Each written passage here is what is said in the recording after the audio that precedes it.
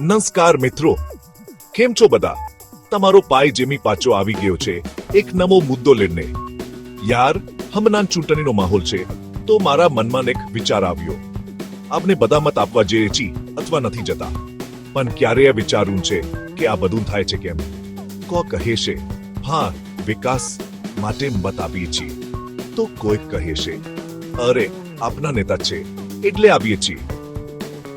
પણ વાત એટલી સીધી નથી દોસ્ત. આની પાછળનું ગણિત બહુ ઊંડું છે. લોકો મત કેમ આપે છે અથવા કેમ નથી આપતા એની પાછળ ઓના લાંબા ગાળાના પરિબળો જવાબદાર છે.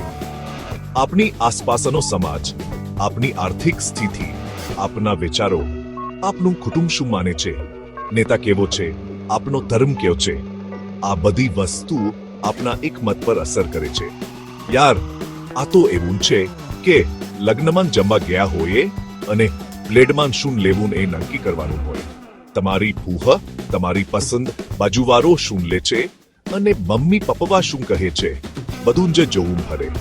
બસ મત આપવાનું પણ કંઈક આવું જ છે. આ કોઈ એક દિવસનો નિર્ણય નથી.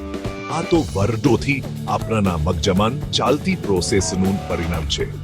તો ચાલો આજે આપણે આખી માયાજાળને થોડી સરળ ભાષામાં સમજીએ. હું તમને કોઈ જડાન નથી આપવાનો. બસ આપને સાથે મળીને આ વાતની ઊંડાઈમાં ઉતરીશું.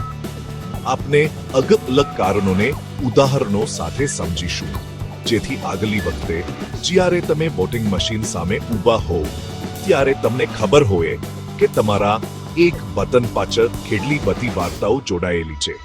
તો તૈયાર છો? ચાલો શરૂ કરીએ આ સફર. સમાજમાં આપની ઓળખ જેમ કે ઉંમર, લિંગ, શિક્ષણ અને ધર્મ આપના મત આપવાના નિર્ણયને ખૂબ પ્રભાવિત કરે છે. તમારી આર્થિક સ્થિતિ, ભલે તમે અમીર હો કે ગરીબ, એ નક્કી કરે છે કે તમે કે પાર્ટીને મત આપશો.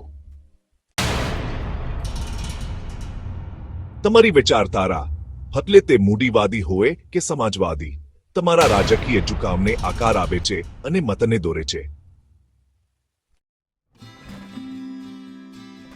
મોટા ભાગે જે પાર્ટીને આપના બાપ દાદા મત આપતા આવ્યા હોય એ જ પરંપરા આપને પણ આગળ વધારી છીએ. ઘણીવાર આપણે પાર્ટીને નહીં પણ તેના મજબૂત અને લોકપ્રિય નેતાના ચહેરા પર ભરોસો રાખીને મત આપી દેવે છીએ. કોના પરિવારોમાં આજે પણ પરના પુરુષ સભ્ય નક્કી કરે છે કે આખું કુટુંબ કોને મત આપશે. દોસ્ત, ચૂંટણીમાં પસાનો વરસાદ, દબંગાઈ અને મીડિયાનો પ્રચાર ઘણીવાર મતદારોના મનને છેલ્લી ઘડીએ બદલી નાખે છે.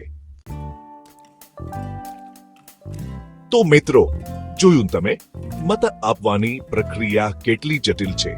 આ કોઈ ગણિતનો દાખલો નથી કે 2+2 4 થઈ જાય. અહીંયા તો સમાજ, પસ્સા, વિચારો, પરિવાર, નેતાનો ચહેરો અને મીડિયાનો શોરબકોર બધું ભેગું થઈને એક સમીકરણ બનાવે છે. આપને ભલે એમ માનતા હોય આ મારો પોતાનો નિર્ણય છે, પણ સાચું કહું તો આપનો નિર્ણય આ બધા પરિબળોથી ઘડાયેલો હોય છે. આપની આસપાસનું વાતાવરણ, આપની જરૂરિયાતો અને આપણને જે બતાવવામાં આવે છે એ બધું જ આપના મગજ પર અસર કરે છે. આપણે એ સમજવું પડશે કે લોકશાહીનો આ સૌથી મોટો ઉત્સાહ માત્ર એક વ્યક્તિગત પસંદગી નથી. તેની સાથે આખા સમાજની આશાઓ, ડર, સપના અને સંઘર્ષ જોડાયેલા છે. જ્યારે કોઈ ગરીબ માણસ મત આપે છે ત્યારે તેની પાછળ તેના પરિવારના ભરણ-પોષણની ચિંતા હોય છે. જ્યારે કોઈ યુવાન મત આપે છે ત્યારે તેની પાછળ સારા ભવિષ્ય અને રોજગારની આશા હોય છે. દરેક મત પાછળ એક વાર્તા છે, એક સંઘર્ષ છે.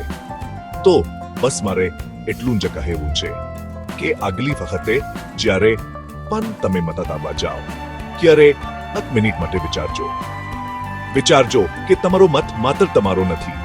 એ તમારા સમાજનું, તમારા દેશનું ભવિષ્ય નક્કી કરવાનો એક ભાગ છે. કોઈના દબાણમાં આવીને કે કોઈની વાતોમાં પોરવાઈને નહીં, પરંતુ પોતાની સમજણ અને વિવેક બુદ્ધિથી નિર્ણય લેજો.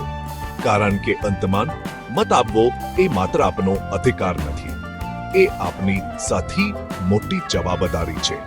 ચાલો મળીએ આગળના વિડીયોમાં. જય હિન્દ.